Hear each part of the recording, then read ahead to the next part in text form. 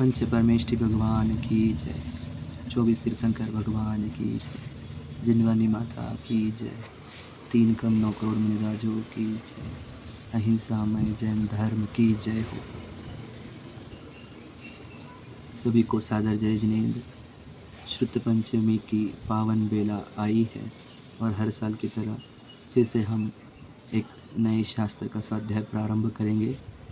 यह प्रक्रिया जो है जिनवानी के अभ्यास की, यह बहुत अच्छी है। आप सभी इसमें अपने पूरे अंतःकरण से सहभाग ले, इससे आपको बहुत लाभ होगा। अब इस बार हमने जो विषय चुना है वह है जैन सिद्धांत प्रवेशिका। यह ग्रंथ आपने सुना कम बार होगा, परंतु इसका महत्व बहुत ज़्यादा है। यह है प्रवेशिका का, जैन सिद्धांत प्रवेशिका। तो इसका अर्थ ये होता है कि जैन सिद्धांत में या जैन धर्म में एंट्रेंस करने के लिए, है ना, एंट्रेंस एग्ज़ाम होती है ना अभी आजकल सब तरफ, तो एंट्री करने के लिए हमें इन चीज़ों का ज्ञान आवश्यक है। यदि हम इसको पढ़ ले, सुन ले, समझ ले, तो हम कोई भी जैन सिद्धांत को समझ सकते हैं, कोई भी जिनवानी को पढ़ सकते हैं, कोई भी प्रवचन समझ सकते हैं। ऐसा यह बेसिक कंसेप्ट समझाने वाला एक डिक्शनरी के फॉर्मेट में यह ग्रंथ है, जिसमें प्रश्नोत्तर के माध्यम से क्रम से पूरा जिनवानी के महत्वपूर्ण सिद्धांत सिखाए जाते हैं। और जो ये पढ़ ले उसे कुछ भी जिनवानी का कोई भी ग्रंथ समझना बहुत आसान होता है। इसलिए हमने यह एक नए शास्त्र शुरुआत करने से अच्छा अगर हम इन बेसिक चीज़ों को समझ ले तो पूरे शास्त्र समझ जाएंगे। ऐसे शॉर्टकट हमने चुना है ताकि हम आपको जैन धर्म के मूल सिद्धांतों तक पहुंचा सके और आप भी स्वयं इससे इतने अच्छे ज्ञानी बन जाए कि आप भी स्वयं जिनवानी पढ़कर अपना अर्थ निकाल सके, समझ सके, है ना, मतलब मूल शास्त्रों को पढ़ सके, सभी प्रवचनों को समझ सके, इतने आप ज्ञान में उन्नत हो। यही भावना है। जैसे हम मेरी भावना में बोलते हैं कि मनुष्य जन्म फल सब पावे कब, ज्ञान और चरित्र उन्नत करके, ज्ञान चरित्र उन्नत कर अपना। तो ज्ञान को उन्नत करने का तरीका क्या है? तो ये शास्त्र पढ़ना ही ज्ञान को उन्नत करने का तरीका है। तो ज्ञान उन्नत कब होता है? जब हम ज्ञान से विज्ञान रूप होते हैं। विज्ञान मतलब विशेष ज्ञान जब प्राप्त करते हैं हम, तो हमारा ज्ञान विज्ञान रूप होता है। तो दुनिया में विज्ञान मतलब साइंस। तो दुनिया में जितना विज्ञान है, साइंस है, वो सब विज्ञान, साइंस जिनवानी से ही आया है। आज विज्ञान में सबसे ज़्यादा चर्चा होती है तो फिज़िक्स की चर्चा होती है। वह फिज़िक्स और कहीं से नहीं, जिनवानी से ही पूरे विश्व में गया है। फिज़िक्स में मतलब फिज़िक्स पढ़ने वाले लोगों को, समझने वाले लोगों को, है ना, फिज़िक्स साइंटिस्ट कहा जाता है, क्योंकि वे विज्ञान कर रहे हैं। एक फेमस साइंटिस्ट तो आपको पता ही है, अल्बर्ट आइंस्टाइन। ऐसे बहुत सारे साइंटिस्ट हुए हैं। तो वे साइंटिस्ट लोगों ने सबसे ज़्यादा खोज जो की है वो है, हम पढ़ेंगे वो पदार्थ कि जिस पे सबसे ज़्यादा खोज की गई है। तो इन वैज्ञानिकों ने जो भी रिसर्च की है, इस रिसर्च का आधार जैन ग्रंथ ही थे। जैसे आचार्य कुंद कुंद द्वारा प्रवचन सारजी ग्रंथ जो लिखा गया है, इस ग्रंथ को देश विदेशों में सब जगह लेकर गए थे। मैंने वीडियो में भी, डॉक्यूमेंट्री में भी बताया था कि हमारे शास्त्र वे लेकर गए जापान, जर्मनी और यूएस वगैरह सब कंट्रीज़ में। उनके लाइब्रेरी में भी हमारे ग्रंथ है। और इस ग्रंथ में जो मूल सिद्धांत है, जो तीर्थंकरों ने केवल अपने समोशरण में कहे हैं, उन सिद्धांतों के आधार पर साइंस में सब रिसर्च हुई है। और ये जो खोज निकले हैं, जितने भी खोज हुई है, लाइट की खोज, इसकी खोज, उसकी खोज, टेलीफोन की, एरोप्लेन की, इन सब का आधार ये जैन सूत्र ही है, जैन सिद्धांत है, जो अब हम पढ़ने वाले हैं। मतलब सोचो, विश्व में जितना विज्ञान है वह सब जैन धर्म से लिया गया है। और कोई मानता नहीं है इसको, क्योंकि छुपाया जाता है, लेकिन जब हम पढ़ेंगे आपको भी समझ में आएगा कि ये सब जैन धर्म से लिया गया है। सबसे गहरी सिद्धांत हमारे पास है, क्योंकि केवल ज्ञान से आए हैं तीर्थंकरों के। तो अब हम समझेंगे कि ये सिद्धांत सीख के फ़ायदा क्या, ये विज्ञान सीख के क्या फ़ायदा। तो जो दुनिया विज्ञान सीख रही है या विज्ञान जो भी खोज कर रहा है, वो काहे के लिए कर रहा है? सुखी होने के लिए, है ना। तो जो विज्ञान सीखता है वो सुखी होता है, यही नियम है। तो सुखी होने के लिए ये विज्ञान सीखना है हमारे को। इस विज्ञान को सीखने के लिए क्या यानी सुखी हम विज्ञान से होते हैं, ऐसा भी कथन मेरी भावना में आया है। वहाँ लिखा है वस्तु स्वरूप विचार खुशी से सब दुख संकट सहा करे। तो देखो खुशी कहाँ से आई? वस्तु स्वरूप के विचार से। तो वस्तु स्वरूप का विचार का अर्थ ही विज्ञान होता है। मतलब जब हम एक वस्तु के डिटेल में जाते हैं, गहराई में जाते हैं, तो उस वस्तु के विशेष ज्ञान को ही विज्ञान कहते हैं। तो जब हम विज्ञान रूप हमारे विचार हो जाएंगे, वैज्ञानिक हमारे विचार हो जाएंगे, तब हम सुखी होंगे। क्योंकि जो भी सुखी होता है वो विज्ञान से ही होता है। अब बोलेंगे मुनिराज हमारे तीर्थंकर के टाइम पे क्या विज्ञान था? अरे पूरा विज्ञान उन्हीं को पता था। उनके विज्ञान से ही लेकर आज का दुनिया का विज्ञान है। ये विज्ञान बहुत छोटा है, वो एक ही द्रव्य पर है। हमारा विज्ञान बहुत बड़ा है। तो ऐसा वीतराग विज्ञान हमारा जैन धर्म है, महान विज्ञान है। अब हम उस जिनवानी के विज्ञान से जब आप इसको ज्ञान का अर्जन करेंगे तो आप भी वैज्ञानिक बनोगे। मतलब आपको इतना ज्ञान प्राप्त होगा कि आप पूरा विश्व समझने लग जाएंगे। हम बोलते हैं जिनवानी के ज्ञान से सुझे लोकालोक। तो ये जिनवानी अगर आप ये जो हम सिखा रहे हैं जैन सिद्धांत प्रवेशिका का आज का ही विषय अगर आप अच्छे से समझ लोगे तो आप पूरे लोकालोक को समझने लग जाओगे। मतलब इतना अच्छे से आपको विश्व समझ में आएगा, इससे इतने अच्छे से आपको वस्तु समझ में आएगी, इतने अच्छे से आपका ज्ञान विकसित होगा कि आप शांत आनंदित अनुभव करोगे। आपके जीवन में शांति भी बढ़ेगी, सुख भी बढ़ेगा। ये गारंटी हमारी है। यदि आपने इन सब चीज़ों को गहराई से पढ़ा, सुना, समझा तो आपके जीवन में सुख शांति नहीं आई तो ये मेरी गारंटी है। सुख शांति आएगी, भय दूर होगा, चिंता दूर होगी, संकट दूर होंगे, यानी मन में आने वाले संकट दूर हो जाएंगे, मन की चिंता, बैर आदि सब दूर होगा और आपको बहुत अद्भुत शांति और आनंद की प्राप्ति होगी। इसलिए अब हम इसका अभ्यास करना प्रारंभ करेंगे। इसके अभ्यास से आप इतने ज्ञानी हो जाओगे कि आपके अंदर की सब अंधश्रद्धा टूटेगी, सब अज्ञान टूटेगा, सब भय शंका टूटेगी और आपको जिनेंद्र भगवान ने दिया हुआ महान जिन शासन के प्रति बहुत महिमा आएगी, गौरव आएगा कि भगवान जी ने हमें क्या सिखाया। आचार्यों की महिमा आएगी कि उन्होंने हमारे लिए कितना अच्छा लिख कर गए, है ना। गुरुओं की महिमा आएगी कि उन्होंने हमें क्या दे दिया। जिनवानी की महिमा आएगी कि जिनवानी में कितने रहस्य भरे हैं। आज यही दिवस है जिनवानी का, है ना। तो उस जिनवानी के आराधना के तौर पर जिनवानी की सच्ची आराधना जिनवानी को पढ़ना और समझना होता है ना। शोभा यात्रा वगैरह भी करते हैं हम, परंतु सबसे अच्छा जिनवानी का विनय जिनवानी को पढ़ना, सुनना और समझना होता है। तो अब हम जिनवानी को पढ़ना, सुनना और समझना प्रारंभ करते हैं। आपके पास टेक्स्ट पहुंच गया है, टेक्स्ट का आपने पढ़ा होगा, ऐसा मैं समझ कर आगे का बताता हूँ। अब वहाँ पर प्रश्नोत्तर के क्रम है, प्रश्न नंबर 1, 2, 3, 4 ऐसे। उसमें पहले नंबर का प्रश्न उस किताब में नहीं है जो मैंने लिखा है, उसको क्रम नहीं दिया है। उसका नाम है विश्व किसे कहते हैं। ये क्यों कहा गया? वहाँ पर तो द्रव्य किसे कहते हैं ये इससे प्रारंभ हुआ है, परंतु ये प्रश्न डालने के पीछे का भी कारण ये है कि हमें पहले विश्व क्या है ये समझना होगा, है ना। तो बताओ विश्व क्या है? किसी के पास सही उत्तर नहीं है पूरे विश्व में। सच में ये तो जिनेंद्र भगवान के शासन में सच्चा उत्तर है। दुनिया भी अभी तक पूरा विश्व जान नहीं पाई है, वो तो कल्पना कर रही है, आपको नहीं पता होगा। उनको पूछो, वो बोलते हैं कि गैलेक्सीज है, मल्टी गैलेक्सीज है, कितना बड़ा विश्व है, ऐसा बोलते हैं, कुछ पता नहीं। परंतु तीर्थंकर के केवल ज्ञान में पूरा विश्व आया है और उन्होंने हमें बताया कि विश्व क्या है। उन्होंने विश्व की परिभाषा दी है कि जहाँ 6 द्रव्य हो, जो 6 द्रव्य का समूह है उसे विश्व कहते हैं। मतलब उन्होंने क्या कहा, विश्व क्या है? It is group of 6 type of things. समझ रहे? 6 टाइप के वस्तुओं से यह विश्व बना है। वस्तु का जगह द्रव्य कहते हैं कि 6 प्रकार के द्रव्य से विश्व बना है। समझ रहे? बना है का अर्थ भी ये नहीं कि कोई क्रिएटेड हो, इसका अर्थ है कि विश्व 6 द्रव्य का समूह है।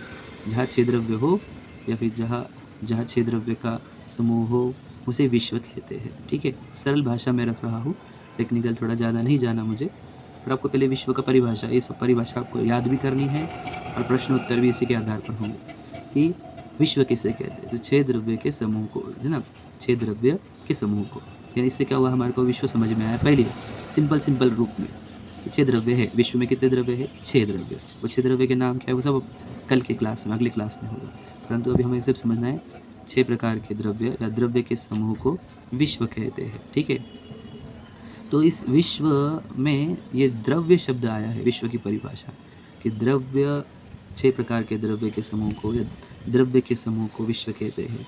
तो ये द्रव्य क्या होता है? व्हाट इज़ द्रव्य? तो ये बहुत इम्पोर्टेंट परिभाषा है और बहुत महत्वपूर्ण है कि हमें अभी भी हमें ये भी समझना है कि मैं कौन सा द्रव्य हूँ। इसलिए द्रव्य क्या होता है ये समझना बहुत ज़रूरी है। द्रव्य का अर्थ होता है, दूसरा पहला प्रश्न है वहाँ पर नंबरिंग वाइज, फर्स्ट प्रश्न कि द्रव्य किसे कहते हैं, तो उसका उत्तर दिया है गुणों के समूह को द्रव्य कहते हैं। अर्थात जहाँ अनंत गुण एक साथ रहते हो उसका नाम द्रव्य है। फिर से, जहाँ अनंत गुण एक साथ रहते हैं उसे द्रव्य कहते हैं, या गुणों के समूह को द्रव्य कहते हैं। जो गुणों से भरा हुआ है वह कौन है? द्रव्य है। इस द्रव्य के और नाम भी है, एक नाम इसका वस्तु है और एक नाम है पदार्थ। यानी आप द्रव्य को वस्तु भी कह सकते हो, पदार्थ भी कह सकते हो, है ना। तो जो पदार्थ हो या वस्तु हो कैसी है? गुणों से भरी हुई। समझ रहे? कोई भी वस्तु हो विश्व में, कोई भी पदार्थ हो, कोई भी द्रव्य हो, वो कैसा है? अनंत गुणों से भरा हुआ पदार्थ है, अनंत गुणों से भरा हुआ है। समझ रहे? वापस समझना, द्रव्य क्या है? अनंत गुणों से भरा हुआ जो हो उसे कहते हैं द्रव्य। ये क्यों बोल रहा हूँ मैं? आपको लगेगा कि ये सब बोरिंग है, ये क्या काम का है। आप मेरे पे विश्वास रखना कि मैं आपको इतने अच्छी चीज़ों तक पहुँचाऊँगा जिनवानी के कि आपको बहुत आनंद आएगा। ये लगेगा कि कितना अद्भुत था, हमने आज तक क्यों नहीं सीखा। और ये जितना भी सिखा रहा हूँ, और आपको भी लगेगा कि ये कहाँ लिखा हुआ है, कुछ भी सिखा रहे हैं, ऐसा नहीं है। ये सब तत्वार सूत्र से मैच करके दूंगा मैं आपको कि देखो तत्वार सूत्र के ये सूत्र में इससे संबंधित चीज़ आई है, ये जो कथन है तत्वार सूत्र के ये सूत्र का है। तो डरना मत, तत्वार सूत्र की ही चीज़ें हैं, पूरे जिनवानी की ही चीज़ें हैं, लेकिन एक जगह संकलित करके क्रम से आपको सिखाया जा रहा है ताकि आप पूरा डिटेल में समझें। तो अभी हम चर्चा कर रहे थे द्रव्य की कि द्रव्य किसे कहते हैं। द्रव्य किसे कहते हैं? हमने कहा गुणों के समूह को, जहाँ बहुत सारे गुण रहते हैं, है ना, अनंत गुण जिसके अंदर बसते हैं, इसको कहते हैं द्रव्य। देखो, वस्तु शब्द का अर्थ भी ऐसा ही होता है। वस्तु मतलब वस मतलब वास मतलब रहना। वस्तु जहाँ रहते हैं, कौन? अनंत गुण जहाँ रहते हैं उसका नाम वस्तु है। समझ रहे? गुणों से भरा हुआ जो है उसका नाम वस्तु है। गुणों से भरा हुआ है जिसका नाम पदार्थ है। गुणों से भरा हुआ है इसका नाम द्रव्य है। यह पहला हमारा प्रश्न का उत्तर हुआ कि द्रव्य किसे कहते हैं? गुणों से भरे हुई चीज़ों को। हम उसके दृष्टांत भी लेंगे, अभी दृष्टांत से भी आएगा, लेकिन पहले हम डेफिनेशन क्लियर कर लेते हैं, ठीक है। फिर अब इसी परिभाषा में एक और शब्द आया कि गुण किसे कहते हैं, ठीक है। तो उसको समझते हैं, गुण किसे कहते हैं। तो वहाँ पर उत्तर में दिया है, जो द्रव्य के संपूर्ण भाग में और संपूर्ण अवस्था में पाया जाए उसे गुण कहते हैं। थोड़ा टेक्निकल है, इजी कर देते हैं। गुण का अर्थ होता है कि जो द्रव्य में पूरा समाया हो, ठीक है, और हमेशा उस द्रव्य में बना रहे, उसका नाम गुण है। समझ में आ रहा है? अब हम दृष्टांत लेके सीखेंगे। समझ लीजिए, हम एग्जाम्पल के लिए गोल्ड ले रहे हैं, गोल्ड, सोना। सोने के अंदर पीलापन कहाँ है? पूरे सोने में है ना। तो पीलापन जो है वो सोने का गुण हुआ। ये सिर्फ यहाँ के लिए परिभाषा है, आगे हम दूसरी और डिटेल में जाएंगे इसके। और सोने का पीलापन कब कब रहता है? सोना चाहे कंगन बने, चाहे वो हाथ के आभूषण बने, कान के आभूषण बने, गले के आभूषण बने, कोई भी आभूषण बने, उसके अंदर पीलापन हमेशा रहता है ना। तो ये पीलापन सोने का गुण है। समझ में आ रहा है? गुण मतलब क्या? जो द्रव्य के संपूर्ण भाग में, तो गोल्ड, अगर हमने एक बिस्किट लिया गोल्ड का, तो कोई भी एरिया पे जाओ तो वहाँ पर हर एक जगह पर पीलापन है कि नहीं? तो इसको कहते हैं संपूर्ण भाग में। और उसके जितने आभूषण बनाते जाएंगे हम 100 साल तक, सब में वो पीलापन रहेगा कि नहीं? तो वो सभी अवस्थाओं में, तो सभी संपूर्ण भाग में, संपूर्ण अवस्था में जो पाया जाए उसे कहते हैं गुण। गुण मतलब क्या? गुण के दूसरे नाम क्वालिटीज़, फीचर्स या कैरेक्टरिस्टिक्स, आज की अगर और साइंटिफिक भाषा में बोले तो प्रॉपर्टीज़। तो द्रव्य के अंदर कुछ प्रॉपर्टीज़ होती है, समझ रहे? मेनी प्रॉपर्टीज़, समझ रहे? गुण कितने रहते? अनंत। तो अनंत प्रॉपर्टीज़ कहो, अनंत कैरेक्टरिस्टिक्स कहो, अनंत शक्तियाँ कहो, है ना, अनंत क्वालिटीज़ कहो या फीचर्स कहो, ये होते हैं गुण। समझ में आ रहा है? द्रव्य, गुण, ये दो टाइप से हमने समझा है अभी। तो विश्व क्या है? द्रव्यों का समूह, ठीक है, जहाँ पे द्रव्य का ग्रुप का नाम विश्व है। तो द्रव्य किसे कहते हैं? जो गुणों का समूह हो, जब जिसके अंदर अनंत गुण बसते हो, वो पदार्थ, वो वस्तु का नाम द्रव्य है। गुण किसे कहते हैं? जो द्रव्य के संपूर्ण भाग और संपूर्ण अवस्था में पाया जाए, उसे गुण कहते हैं। तो गुण कैसे, कैरेक्टरिस्टिक्स कैसे होते हैं वस्तु के? उसके अंदर पूरे समाये हुए रहते हैं और हमेशा उसके अंदर रहते हैं, है ना, यानी उसके पूरे एरिया में भी रहते हैं और उसके हमेशा उसके साथ रहते हैं, उसका नाम गुण होता है, ठीक है। तो गुण के कितने प्रकार हैं? तो गुण के 2 प्रकार हैं, एक सामान्य गुण, एक विशेष गुण। सामान्य गुण का अर्थ होता है कॉमन गुण, समझ रहे? सामान्य गुण का अर्थ कॉमन, जो 6 प्रकार के द्रव्य में सभी में पाया जाए, कॉमनली इन एवरीथिंग, एवरीवन, समझ रहे? तो एवरीथिंग भी कहो, एवरीवन कहो, commonly found in everything, everyone, सभी में पाया जाए, उसको कहते हैं सामान्य गुण। और विशेष गुण जो रहते हैं वो होते हैं जो सिर्फ एक ही द्रव्य में पाया जाए, बाकी किसी में नहीं पाया जाए, वो होते हैं विशेष गुण। तो विशेष गुण का अर्थ यानी क्या, इंग्लिश में अगर बोले तो जिसकी खुद की स्पेशलिटी, समझ रहे? वो गुण स्पेशल गुण है जो सिर्फ एक ही द्रव्य में है ना। पहले वाले को कॉमन गुण कहा, दूसरे वाले को स्पेशल गुण कहा, विशेष गुण, है ना। सामान्य गुण मतलब कॉमन गुण और विशेष गुण मतलब स्पेशल गुण जो उसी में हो, समझ रहे? कॉमन एंड स्पेशल, सामान्य गुण, विशेष गुण। तो अब हम इस सामान्य गुण की डिटेल में जाते हैं। 6 सामान्य गुण की चर्चा हो रही है। देखो, वैसे तो सामान्य गुण कितने हैं? तो कहते हैं अनेक है, बहुत सारे हैं, अनंत भी है कह सकते हैं आप।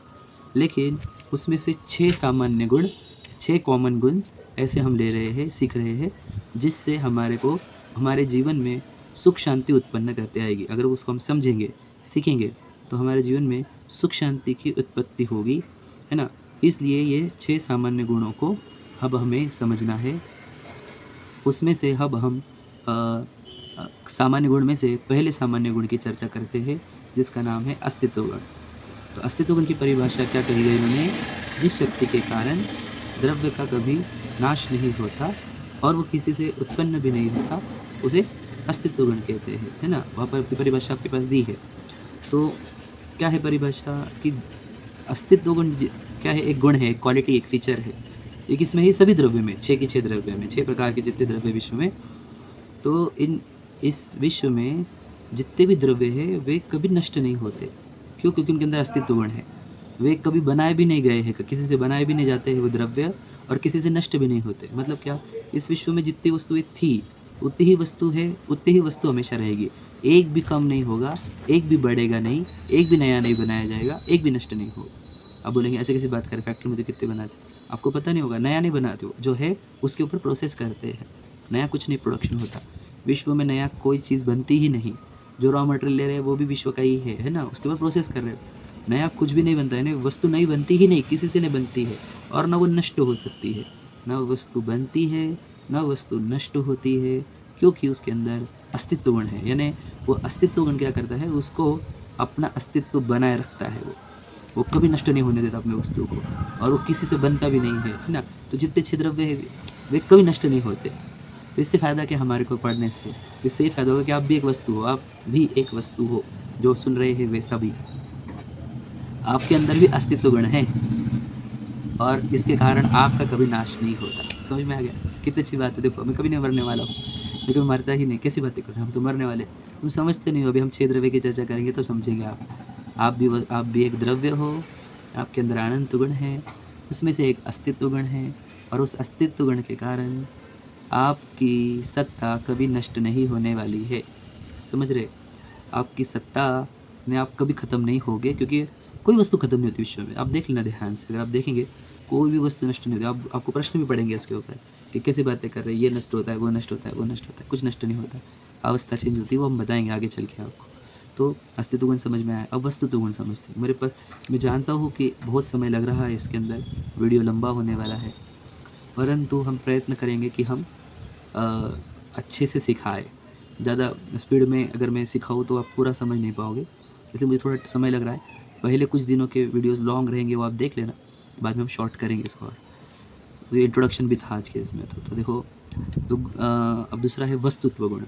अस्तित्व गुण के बाद वस्तुत्व गुण होता है। तो उसका अर्थ होता है जिस शक्ति के कारण द्रव्य के अंदर अर्थ क्रिया कारित्व पाया जाए, अर्थात जिसके कारण द्रव्य अपना अपना प्रयोजनभूत कार्य करता है। अर्थात को गुण का हम चर्चा कर रहे थे, उसमें हमने बताया कि सब में अर्थ क्रिया कारित्व पाई जाती है, मतलब वो अपना अपना प्रयोजनभूत कार्य करते रहता है।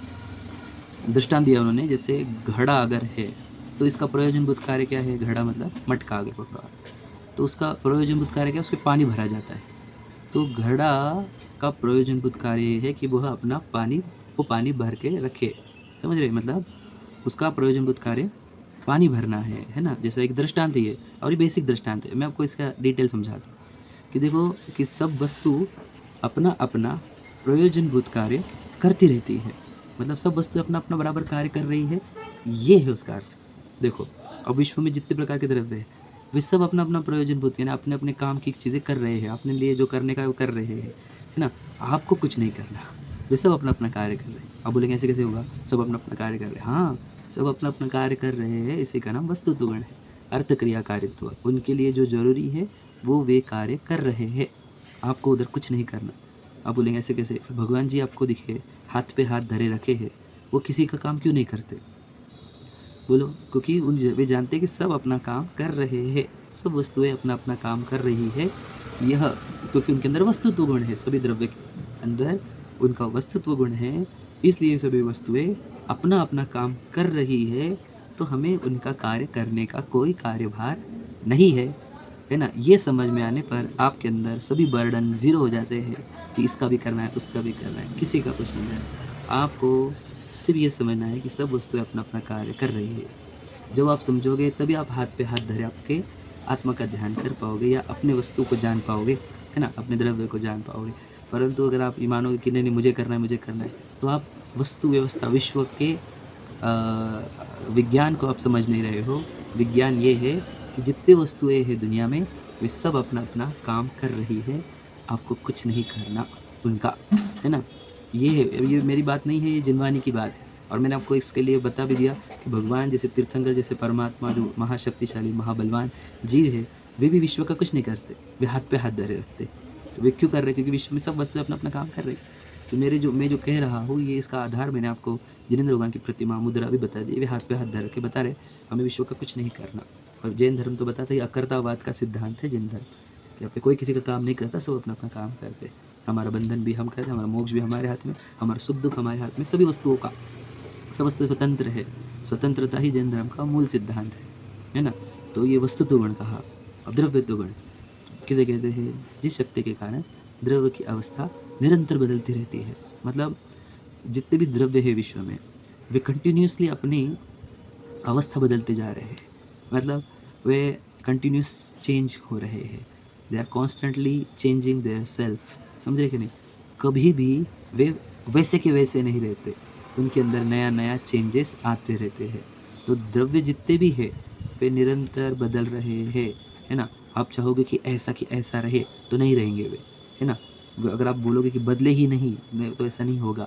सब वस्तुएं बदल ही रही है, आप देख रहे होगे आपके आसपास कितना कुछ बदल रहा है कि नहीं बदल रहा है? विश्व में कितना बदल रहा है कि नहीं? जो आप विश्व देखते हो उसी को समझो। विज्ञान की अपेक्षा से भी आप साइंटिफिक जो साइंस के स्टूडेंट है वो समझेंगे कि एक एक परमाणु, किसके प्रोटॉन न्यूट्रॉन न्यूट्रॉन सब अपना अपना काम कर रहे हैं, सब अवस्था बदल रहे हैं, सब है ना, चेंज हो रहा है। The change is only permanent thing in the world, ऐसा बहुत फेमस कोट है ना, कि परमानेंट चीज़ एक ही चीज़ दुनिया में, चेंज इज़ परमानेंट, है ना, एंड नथिंग इज़ परमानेंट। तो क्यों परमानेंट नहीं? क्योंकि हर चीज़ बदलती है, और ये बदलना अच्छा है, सौंदर्य है, श्रृंगार है वस्तु का। तो द्रव्यत्व गुण की चर्चा हमने की कि जिस शक्ति के कारण द्रव्य के अंदर अवस्थाएं निरंतर बदलती रहती है, they keep on changing, rotating, या फिर हम जब पर्याय की चर्चा करेंगे तब बताएंगे। तो समझ में आया कि द्रव्य क्या करता है? निरंतर बदलते रहता है, अवस्था उसकी निरंतर बदलती रहती है, उसकी स्टेट, उसका वर्किंग निरंतर बदलते रहता है। वो ऐसा बैठा नहीं रहता कि कुछ चेंजेस नहीं हो रहे, उसके अंदर चेंजेस होते ही रहते हैं। सभी वस्तुएं, जितने 6 द्रव्य है, 6 प्रकार के द्रव्य है विश्व में, सब अपनी अवस्था बदलते जा रहे हैं, ठीक है। चौथा, प्रमेयत्व गुण किसे कहते हैं? प्रमेयत्व गुण का अर्थ होता है जिस शक्ति के कारण द्रव्य किसी न किसी ज्ञान का विषय हो। अर्थात क्या समझते हैं कि हर वस्तु के अंदर एक ऐसी क्वालिटी है, एक ऐसा गुण है कि वो ज्ञान में पकड़ में आ जाता है, समझ में आया। मतलब ऐसा नहीं हो सकता कोई भी द्रव्य वो बोले मुझे ज्ञान में आने का ही नहीं किसी के, तो ऐसा नहीं होगा, वो ज्ञान में आएगा। और किसी के न किसी के ज्ञान के मतलब कि हमारे ज्ञान में नहीं आएगा तो केवल ज्ञान में आएगा। लेकिन हर एक द्रव्य के अंदर एक ऐसी क्वालिटी है कि वो ज्ञान में आता है, और वो ज्ञान में आता है इसीलिए तो जीव केवल ज्ञानी होता है। केवल ज्ञान जब होता है तो पूरे विश्व का ज्ञान आ जाता है कि नहीं हमारे अंदर। तो उसमें से अगर एक आधा द्रव्य बोला कि मैं ज्ञान दूंगा ही नहीं अपना, तो हम सर्वज्ञ नहीं बनेंगे। परंतु ऐसा नहीं होता, सभी द्रव्य के अंदर एक प्रमेयत्व गुण होने से उनको वो किसी न किसी ज्ञान से जाना जा सकता है ना। किसी ने ज्ञान मतलब मति ज्ञान, श्रुति ज्ञान, अवधि ज्ञान, मतलब परिज्ञान, केवल ज्ञानी होते हैं ना, उस ज्ञान से वो पकड़ में आते हैं। तो हर द्रव्य के अंदर प्रमेयत्व गुण होने से वे जानने में आते हैं, है ना। इन सब के बहुत सारे फ़ायदे नुकसान होते हैं जिसको गहराई से समझा जा सकता है, लेकिन वो आज नहीं, क्योंकि हमें आगे बढ़ना भी है। वो ये तो एक एक गुण के अंदर एक एक घंटा बोला जा सकता है, बहुत अच्छे है ये, है ना। जिसे समझना है वो बाद में समझेंगे, लेकिन हम इतना ही समझ ले कि द्रव्य किसी न किसी ज्ञान का विषय बनेगा ही। हर एक द्रव्य वो ज्ञान का विषय बनता ही है, मतलब उसको जाना जा सकता है। जानने में आना यह उसकी क्वालिटी है ना। वो ट्राई भी करे तो भी ऐसा नहीं हो सकता कि जानने में ना आए, वो जानने में आएगा ही। ठीक है, ये हो गया प्रमेयत्व गुण। अब पांचवा गुण प्रदेशत्व गुण किसे कहते हैं? तो किसे कहते हैं प्रदेशत्व गुण? तो जिस शक्ति के कारण द्रव्य का कोई ना कोई एक आकार अवश्य होता है, मतलब वो हमेशा किसी एक डेफिनेट शेप में पाया जाएगा। समझ रहे? वो ऐसा नहीं होगा कि किधर की किधर बिखरा हुआ, ऐसा नहीं। वो एक स्टेट में, एक आकार में रहेगा। समझ रहे? मतलब वो एज अ ग्रुप बोलकर ही रहेगा, बिखरा हुआ नहीं रहेगा, और उसका एक शेप रहेगा, कोई भी द्रव्य हो। अभी आपको ये सब समझना थोड़ा कठिन पड़ता होगा, लेकिन कल के सेशन में और इजी हो जाएगा, है ना। एकदम इजी, कोई कठिन नहीं है, सरल है एकदम। और पहला दिन है इसलिए थोड़ा सा आपको ये सब चैप्टर से लगेगा कि ये हमारे सुख दुख से संबंधित नहीं है, लेकिन है। फिर कल जब आएगा कि आप कौन सी वस्तु हो, आप कौन सा द्रव्य हो, जब इसकी चर्चा प्रारंभ होगी तो आपको एकदम ऐसा लगेगा कि ये तो अद्भुत है। और फिर सब बातें समझ में आएगी, भगवान जी ऐसे क्यों जिनवानी, ऐसे क्यों भगवान जी दीक्षा क्यों लेते हैं, वनराज दीक्षा लेकर क्यों करते हैं, सब समझ में आएगा। लेकिन आपको ये पहले कुछ बेसिक टर्म्स सीखने पड़ते हैं। जैसे ABCD सीखे हमने, तब तो ABCD का अर्थ नहीं लगता था, लेकिन बाद में हम जब स्पेलिंग्स बनाने लगे तो हमको ABCD का इंपॉर्टेंस समझ में आया। वैसे ही ये भी चीज़ें वैसी ही है। तो अब प्रदेशत्व गुण के बाद अगुरु लघुत्व गुण कहते हैं। अगुरु लघुत्व गुण किसे कहते हैं? जिस शक्ति के कारण द्रव्य का द्रव्यपना कायम रहता है, अर्थात उसके गुण बिखर कर अलग अलग नहीं होते, है ना। और एक गुण दूसरे गुण रूप नहीं होता, ऐसा जो होता है जिसके कारण होता है उसका नाम अगुरु लघुत्व गुण है। अगुरु लघुत्व गुण क्या मतलब क्या? अगुरु अलघु मतलब कोई द्रव्य छोटा भी नहीं होता, बड़ा भी नहीं होता, मतलब उस द्रव्य में कुछ डाल भी नहीं सकते और उस द्रव्य में से कुछ निकाल भी नहीं सकते। वो द्रव्य जैसा है वैसा के वैसा रहेगा, उसके गुण बिखर कर अलग अलग नहीं हो जाएंगे, या उस द्रव्य के टुकड़े हो जाए, ऐसा कुछ नहीं होगा। और या द्रव्य में कुछ और डाल के उसको मोटा कर दिया जाए, ऐसा भी नहीं होगा। उसके अंदर जितने गुण हैं वे सब अपने गुण वैसे के वैसे बने रहेंगे, एक गुण दूसरे गुण रूप नहीं रहेगा, नहीं होगा। मतलब वो जो द्रव्य है वो वैसा के वैसा रहना, बड़ा छोटा नहीं होना। इसी का नाम अगुरु अलघु। गुरु मतलब बड़ा, लघु मतलब छोटा। अगुरु लघुत्व गुण। तो द्रव्य बड़ा नहीं होता, छोटा नहीं होता, मिला नहीं सकते, निकाल नहीं सकते, ये सब उसके अंदर फीचर्स होते हैं। तो आज हमने मुझे पता है मुझे तो और डिटेल में लेना था, तो समय की कमी है, मुझे पता है ज़्यादा समय लेने पर आपकी रुचि घट जाएगी, इसलिए मैं ये चाहता हूँ कि मैं शॉर्ट बनाए रखूँ इस वीडियो को। और इसके अंदर जो कंक्लूजन है वो ये है कि हमने क्या सीखा है कि विश्व क्या है पूरा, तो द्रव्य का समूह। विश्व में क्या है? सिर्फ द्रव्य है, तो द्रव्य के सिवा कुछ नहीं है विश्व में। द्रव्य क्या है? गुणों से बनी हुई वस्तु, अनंत गुणों से भरी हुई वस्तु का नाम द्रव्य है। तो ये अनंत गुण क्या होते हैं? गुण मतलब क्वालिटीज़, फीचर्स, प्रॉपर्टीज़, है ना। और क्या कहें हम? कैरेक्टरिस्टिक्स, गुण धर्म इसको कहते हैं साइंस आजकल, है ना। तो तो फीचर्स वो गुण किसे कहते हैं? तो जो द्रव्य के संपूर्ण भाग में, जो द्रव्य के पूरे एरिया में है और हमेशा उसके साथ रहता है, तो ये होते हैं उसके गुण। और गुण के दो टाइप होते हैं, सामान्य कॉमन, है ना, और विशेष मतलब स्पेशल गुण, है ना। सामान्य गुण के 6 प्रकार हमने, अस्तित्व गुण, वस्तित्व गुण, द्रव्यत्व गुण। तो अस्तित्व गुण के कारण द्रव्य कभी नाश नहीं होता, ना वो बनाया जा सकता है ना वो नाश होगा, हमेशा बना रहता है, हमेशा बना रहता है अस्तित्व गुण। वस्तुत्व गुण के कारण सब द्रव्य अपना अपना काम कर रहे हैं, हमें किसी का काम नहीं करना, है ना। सब तो इससे हम रिलैक्स हो गए कि हमें किसी का काम, सब द्रव्य अपना काम कर रहे हैं। अस्तित्व गुण के कारण हम रिलैक्स हो गए कि हम कभी मरेंगे नहीं, क्योंकि मैं वस्तु हूँ, वस्तु कभी नष्ट होती ही नहीं, है ना। इंग्लिश इसको बोलते हैं energy can not be created, not be destroyed, it just changes it form, आता है ना। वो हम पर्याय के चैप्टर में बोलने ही वाले, लेकिन आज बताया कि आप भी मरते नहीं हो और आपको किसी और का काम नहीं करना है, और विश्व की जितनी वस्तु वो निरंतर अपना कार्य कर रही है, बदल रही है अवस्था को। वो द्रव्यत्व गुण के कारण सब द्रव्य अपना अपना अवस्था बदलते जाते हैं, है ना, कंटिन्यूस चेंज होते रहते हैं। प्रमेयत्व गुण मतलब सभी द्रव्य अपने किसी न किसी ज्ञान के विषय बनेंगे, वो ज्ञान में कैच होते हैं, वो ज्ञान में कैच होने की शक्ति को प्रमेयत्व गुण कहते हैं। फिर प्रदेशत्व गुण के कारण उसका एक डेफिनेट शेप होता है, एक आकार होता है, उस आकार में ही वो रहते हैं। और अगुरु लघुत्व गुण के कारण द्रव्य कभी बड़ा नहीं होता, छोटा नहीं होता, बढ़ता नहीं, घटता नहीं, है ना, नष्ट नहीं होता, वो हमेशा द्रव्य बना रहता है। इस प्रकार हमने आज साइंस को, विज्ञान को थोड़ा सा समझना प्रारंभ किया। बाकी चर्चा अपनी कल आएगी और डिटेल होगा। याद रखना, मैं आपको वो सिद्धांत सिखा रहा हूँ, या वो चर्चा कर रहे हैं जिसके समझने पर आपके जीवन में अद्भुत शांति, सुख, अनंत सुख, केवल ज्ञान भी उत्पन्न हो सकता है यदि आप इसको बहुत रुचि से पढ़ेंगे। तो आज शुद्ध पंचमी का पर्व है, कठिन लगने मत देना, इसे कठिन समझ कर छोड़ मत देना, क्योंकि ये देखो हमारे मूल सिद्धांत है ये, और ये समझने पर आपके जीवन में हम क्या कहें, सम्यक दर्शन ज्ञान चरित्र की प्राप्ति होगी ही होगी। इस मेरा ये विश्वास है, जो इसको शुद्ध अंतःकरण से सुनेगा उसका महान कल्याण होगा ही होगा। अब सबके जीवन में यह मंगल परिणमन होवे, सब जैन धर्म को समझे, जिन वाणी को समझे, जिन सिद्धांतों को समझे, अपने अंदर से मोह राग द्वेष का नाश करके सभी जीव का कल्याण हो। इसी मंगल भावना के साथ पहले आज के सेशन को हम विराम देते हैं। कल और इंट्रोडक्शन नहीं होगा तो शॉर्ट में और हम पूरा कंप्लीट करेंगे, ठीक है। सभी को सादर जय जिनेंद्र।